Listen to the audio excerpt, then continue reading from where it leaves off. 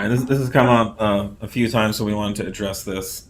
But there's, and I'll just say this has been going on since we released this product. I don't know what, 6 years ago, 7 years ago.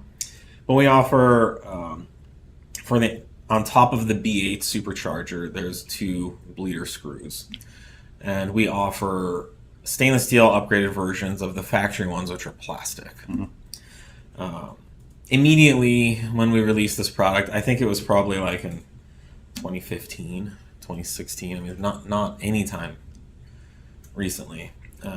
There were, I mean, I'll just affectionately call it armchair chemistry experts who came on warning about galvanic corrosion and saying that we absolutely cannot do this and it's the worst material that we could use, and incorrectly stating some things with a lot of certainty. But we did make them out of 304 stainless steel because it's a very corrosion resistant material, and it has a tensile strength that's suitable for the job of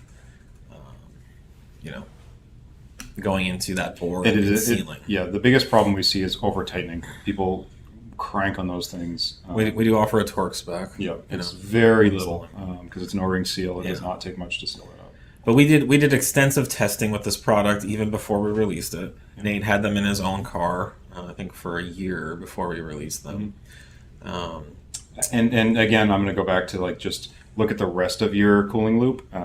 In almost any model out there, it's an aluminum head to a cast iron block to a whatever material, water pump to the system itself is full of mixed materials. So there's no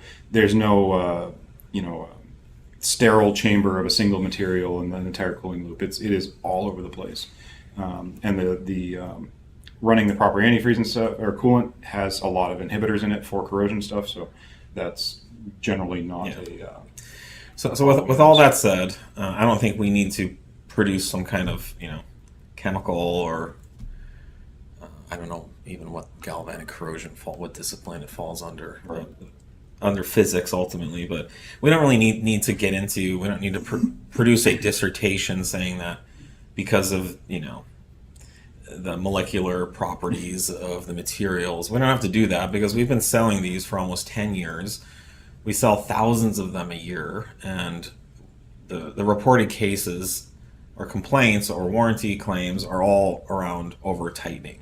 We've seen no customers produce with a corrosive issue, warranty claims of galvanic corrosion of any kind. So it's a good product. It's not a new product. It's been on the market 5 years, quite a while. It's only been 5 years, apparently.